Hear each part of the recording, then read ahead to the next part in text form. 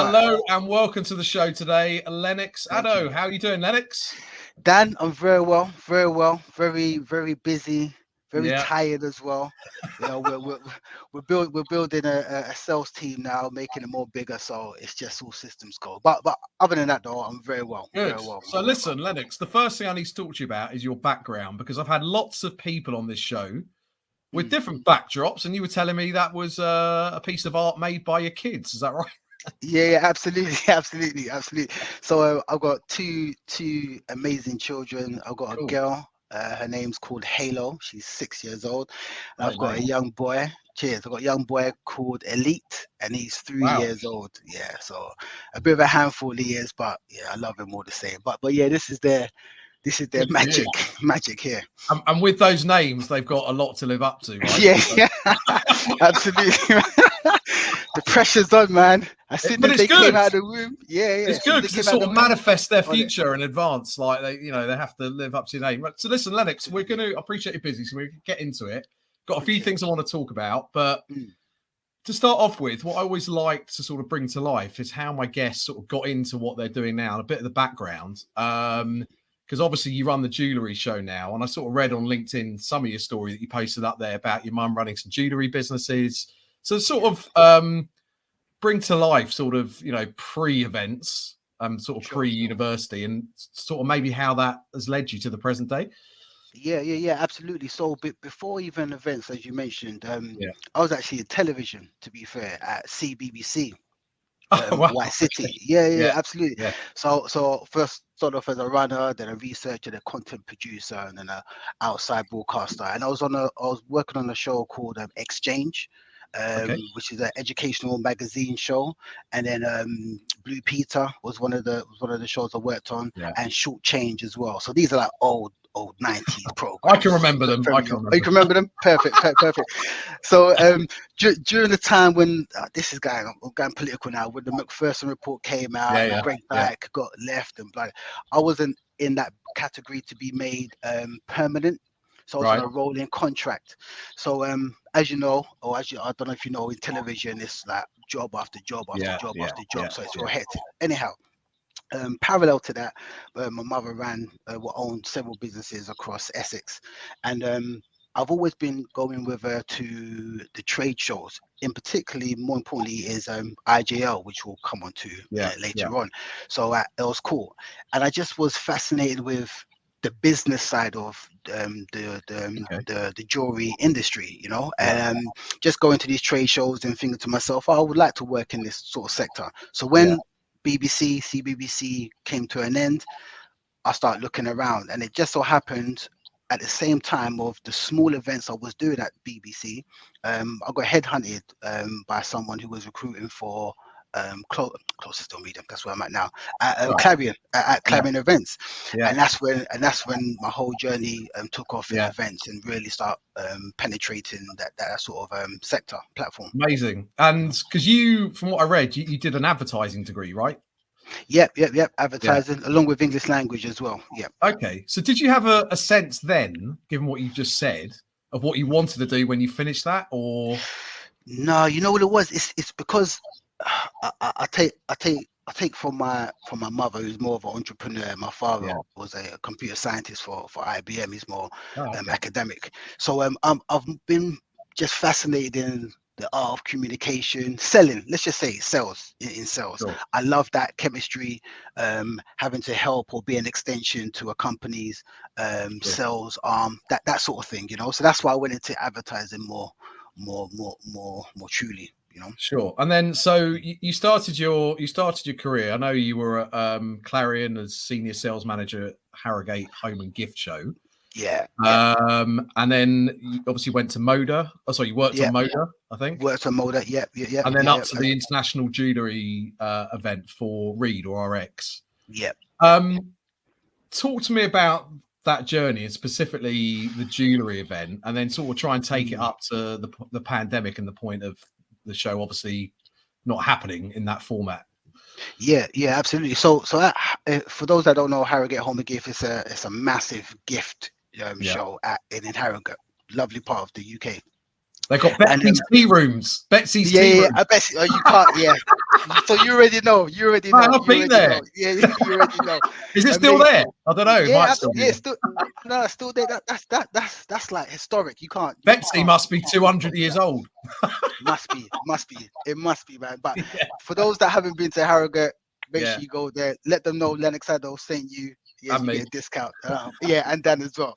Anyway, So from Harrogate Home and Gift, my fascination for the business of jewelry came from Home and Gift. It just made me realize, because I was spending a lot of time in recruiting or going out and gaining business for the jewelry sector for that show, and it's just from that just perpetuated into just me seeking what other trade shows can I work in that's jewelry focused. So then, as you said, from Home and Gift, I went on to Moda, which again is more a gift jewelry sector.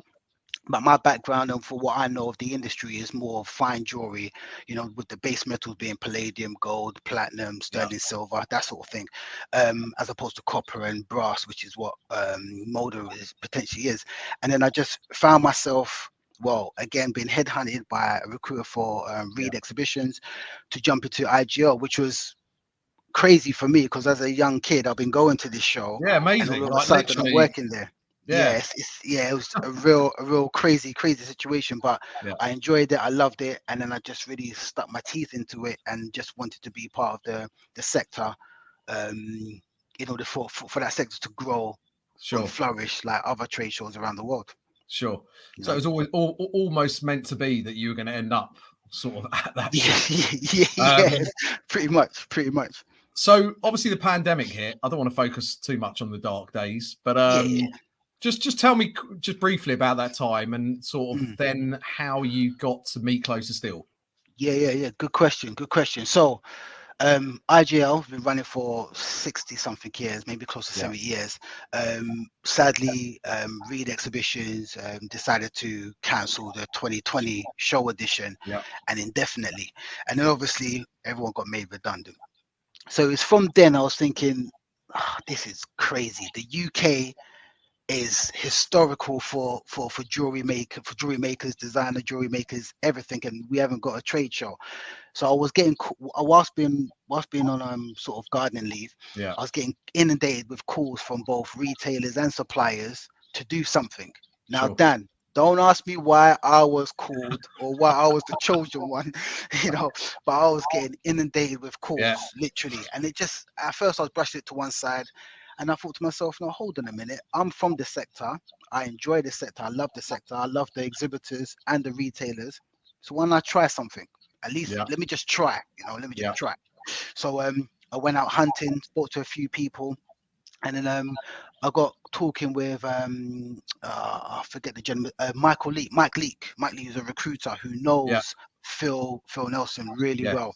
And he just said to me, look, CloserStill, Phil, they want to expand into new markets, so why don't you go in there and pitch to them, so done a few rehearsals with Mr. Leake, and then went in with the big guy there, Phil Nelson, and the rest is history. But that process there took about 4 or 5 months back and forth with Phil Nelson and the board, and then obviously coming back to them with figures, and then it was sort of like Dragon's Den. Let's say that it was pretty much like Dragon's Den. Me coming to them with my game plan, and then being scrutinized on it, and to see if it will hold up. And we're here now. So that's basically it in a nutshell. To be fair. So I guess one of the lessons from that, people sort of listening that might even have a seed of an idea now, is sometimes you might not know the exact direction of travel, but you've got to just try. 100%. Got to back yourself, right? 100%. If you're passionate with whatever you're doing, buckle down, stay focused, and just drive it hard, and that's pretty much what I did. And then off the back of that, sorry, just to carry on, Dan, just off the back of that, where my strong relationship comes with Michael Danham is, it just so happened Michael was speaking with Phil about other high luxury trade shows, that they want to put on, and whereas Phil Nelson, he's the guy at the top of the tree. He hasn't got all the time to sit with me every day and listen to me moan or listen to me say, how'd you do this? How'd you do that? You know, so because Michael's got a wealth of experience in doing launches abroad and in the UK, he just thought to himself, oh, Lennox, why don't you work with Michael and put this show on? And this is where we are now. Amazing. So amazing. And for those that aren't aware, Mike Dynam, ex Media 10, has set up his own company called Assembly Events. It runs their own crime con events, but also works with other show organisers to help them launch events. Absolutely. In the high end market sector. Yeah, sure. Absolutely. Okay, so you sort of built this relationship with Phil Nelson, who's obviously one of the founders of CloserStill. Obviously, you knew Mike Dynam. What was the next step? And obviously, just to fast forward, the show's obviously recently happened, and we're sitting here sort of October 22. But obviously, there was a good chunk of time where you had to think about, right, I want to relaunch this. I know there's a need. I know there's sort of a desire for the community to come together. Just talk us briefly through that process. How did you go about coming up with what you ended up delivering? All right, so the good folks at CloserStill Media put together an initial team for me, consisting of a marketeer and just someone that oversees everything for me on the operational side of things. Sure. So a lot of people don't know we were going to launch in 2021 September, on the 1st and 2nd of September 2021. So the process, first of all, was to find out the Jewish holiday dates. Yeah. Because a lot of people, I don't know if a lot of people know, but there's a big heavy Jewish community involved in the jewelry trade in the UK. I know, I'm Jewish. I know half. You're Jewish as well? Oh, no, I didn't even know. Oh, man, I got my wife's engagement ring from Hatton Garden. Let me tell you. Did you? Oh, amazing. I didn't even know that. I didn't even know you're Jewish. Okay, cool. Yeah, well then, So it'd be disrespectful for me to put on a show that doesn't include those holidays or a gap in it. So I had to do extensive research. I've got 2 rabbis that I go to.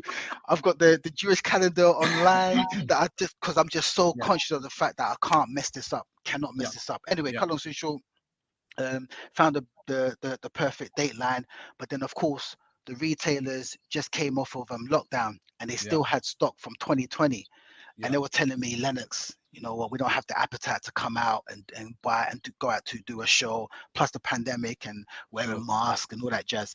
So spoke to Phil, told him, Phil, man, we can't run this show. And his words were, okay, we plan for 2022, get on with it.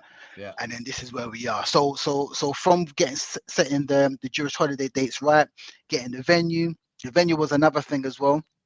But I didn't know the Elizabeth line will be open just before the show, which was a big help in its own right. So got the venue in place, and literally, Dan, just picking up the phone and calling everybody I know, just letting them know what I'm doing. And then some believed in me, some are waiting in the wings, some came to the show. So Dan, literally just picking up the phone and get going. That's literally what it is. So I guess obviously, you had to get the buy-in from the community. I'm assuming they sort of helped. Did you take their temperature in terms of the type of show they wanted, the content, did you work with them? You built up a network of people that help you create the event? You took it internally or externally? No, from the community itself, right? Because essentially it's their show and we're just organisers. Absolutely. Absolutely. You know what, Dan? I didn't. Initially, I wanted to set up a committee, which I will do for the future, for certain. But I just think everybody that I reached out to were just so consumed in making sales in their own right because of lockdown and what have you, and I don't think everybody had the time to really sit down with me and say, let's do this, let's do that type of thing. So I just literally just picked up from where I left off from IJL, and just rolled with it, if I'm honest with you.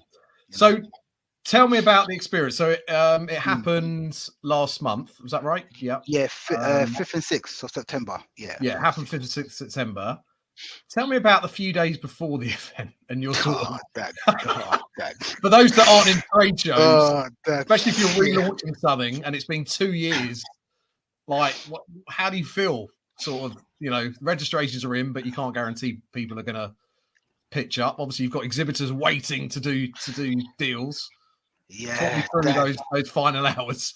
let me just say, February 2022, that's what I was stressing. In February 2020, way before the show even began, I was stressing out.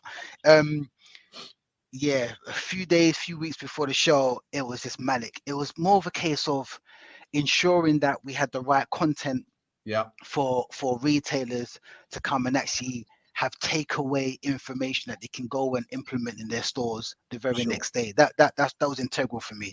That sort of information was lacking at IJL, which is a major trade show, which is the gap that I'm trying to fill, make it broad, make it general, and open up the market. And then also as well to ensure that we had the right level of exhibitors, the right type of jewelry. Tools was an aspect that I really wanted to highlight, which I believe we've done. We could always do more. There's no two ways about that. But highlighting tools in a sector whereby we've got a lot of jewelry makers, and they do need that support, that comfortability, that assurance that they can get the right level of machinery at a general trade show like ourselves, So that was an issue. Also, as well, the good old argument with lab grown versus natural diamonds. Yeah, I wanted to I'm going to introduce lab grown, but I don't want it to overcast natural diamonds, which is like the pinnacle of fine jewelry, So just getting that level right there, we got it somewhat right, but obviously there's always room to improve. Sure. So the content clearly remains king in everything we do with regards to events. And so, how many exhibitors did you have? We had 105. Okay, which is amazing because essentially you've launched an event. There's been a gap in terms of people coming to events. Yeah. You've been in sales. How did you convince people to take that leap of faith in Lennox on a show? You know what it was, Dan, is because I built up a good reputation during my time at IJL, and I don't know if you know, but the jewelry sector is based off of trust.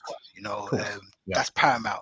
And because I've helped a lot of exhibitors during IGL, during the times where I have messed up and then came back and supported them, or the times where I've supported someone from day one to where they are now, like my credit is good out there. My credit is really good out there. Sure. So I just had to just rely on that most of the time, and then really just provide them with the evidence of what I'm doing, how I'm doing it, and how I achieve it. Because most of the time, a lot of exhibitors were just thinking it's me actually doing the selling, then going to the venue, doing the building of the stand, do you know what I mean? Doing the marketing.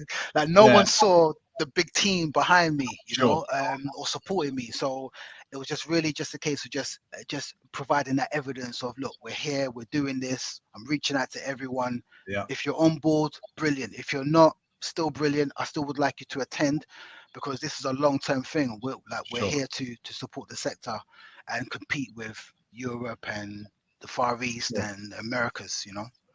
So the shutters go up at Excel. People are waiting outside. Describe that moment, because that must be. Oh man, you must be so sad. I know you're still nervous, but you've got to have some sort of satisfaction of the journey that you've taken to get. No, you're right. So the doors open. There was a steady stream of people coming through. Not enough in my book, but Phil was there. Phil was like, "Len, this is great. This is great. Look, they're coming through. They could be goes. Look, this is just about right. Wait till 10:30, and then we'll start seeing a bigger build." And he was right. 10:30, more of a crowd start coming through. Onwards, and it was just amazing. However, though, Dan, I'm that individual. I stay focused on what I could be improving on. So I don't really, in the moment, I can't really enjoy it, because I'm just thinking, okay, that's wrong. I need to sort that out. Those lights are wrong for that exhibitor, so let me not make that mistake. Do you know what I mean? So that's my mindset. And then Michael from the assembly, he was there. Again, he was excited. And then he was just telling me, calm down, Lennox, just calm down. It's all good. It's all very well. Everyone's enjoying themselves, which they were. And everyone had a really good show, to be fair. No, good. Listen, it's a proud moment. I understand what you mean. You're always running on a treadmill. You can always think you could do better. You're thinking about the next event before the first event's even open. Exactly. But, you know, in life, we need to take stock of our successes, don't we, and achievements. Sure. So, you know, congratulations. So what's the future? What's the future for the event? Having done the first edition of the Jewellery Show, what are your plans? How are you going to involve it? Well, okay, so for the show that's just gone by, there was an article in Professional Jeweler, and they ranked the top 10 jewelers in the UK, and 6 out of the 10 that they mentioned attended our show, which was like amazing for me, really amazing. Then also the whole rebooking process and the figures from that was like 175% of the floor space being rebooked. So we're doubling in size for 2023, which is brilliant. We've just done a survey as well, just on both from exhibitors and the visitors as well, and 92% that this show is important for suppliers to attend and for retailers to attend as well. So I'm really chuffed. So moving forward, and to answer your question directly, it's just a case of doubling down now, really doubling down. I know the exhibitors that were missed, well, from people that were telling me, it's such and such here, can you bring such and such here? So I've got that feedback from the retailers, and it's now a case of going back to the sector, to the industry, the suppliers, and then just providing them with the evidence of what we've achieved and what we're going to do moving forward, and how we can help them moving forward for 2023. You know, there's a good feeling. So go back to your last question about how do I feel. What I'm really happy about is that there's a good feeling in the marketplace that there's a show for the sector. So that overall feeling that I'm getting and that I'm hearing, getting the feedback from, I'm real chuffed with that, because it just shows us that we're on the right path, and we can only just improve from that then on and really stay focused. Well, your passion comes across, and I was going to ask, you know, in terms of what motivates you, is it the fact you've got a passion for this sector? You know, it's not just a job; it's something that you really want to bring to life. Yeah, absolutely. This ain't just a job. Like this is a lifestyle. This is the just to sit back and know that a particular supplier, has done well at a show, or even hasn't done well at a show, that motivates me to be like, okay, cool. What do we need to do next? Because you need to be at this event, because I'm going to galvanize the sector to come and attend this event here. So being that support for them, their external business partner, if you will, you know, that I enjoy all of that. Absolutely all of that there, you know. So yeah, we really enjoy it. Obviously you've got a young family, and I know you were heavily involved in the Caramel Rock charity. Yes, charity. Yes. Talk to me generally about you're sort of outside of work. What keeps you centered? You know, give me a flavour of Lennox, the individual. So I do a lot of I was going to say philanthropy, but that's a bit of a posh word, you know. But so I do a little bit of charity work here and there, and invest in some small startups and here and there. Like I like being in a position of helping, and with Caramel Rock, they help young disadvantaged children. And if I'm in a position to have all these experiences and do all of these bits and pieces, I should feel like I can pass that on to someone who's less fortunate, you know. And so that's what I do from time to time, and you know, just share my time and just speak with young kids, particularly those that are running the streets and what have you, and just really focus them on the positives that they can gain from life. You know, you don't have to live in a big house or earn X amount of money. Like, stay focused. We've got the internet now, so there should be no excuses, you know, to generate money or be a small entrepreneur. So that's what I like to drive in the young youth. I'm an old man now, Dan. I'm an old man now. Tell me about it. And finally, Lennox, as we wrap up, if I'm talking to you in, say, 5 years' time, in 2027, what would you have hoped to have achieved for the show and, you know, you professionally? All right, for the show, obviously the number one spot. The number one spot, and what I mean by that is a show that a jeweler, retailer, designer jeweler, tools maker, whoever, has to attend this show. Why? Because we'll be then on the same playing field as in Ogenta, which is in Germany, Vicenzero, which is in Italy, JCK, which is in Las Vegas. We can't outbeat Las Vegas. It's an amazing location. But in terms of the quality of jewelers, quality of retailers that attend those events, that's the aim. That's the aim there. That's the absolute aim. Well, listen, given your passion and your exuberant personality, I'm sure that you're going to go a long way to achieving your aims and dreams. Thank you, Lennox. I appreciate you being on the show. No, thank you very much, Dan. Appreciate the time. Thank you.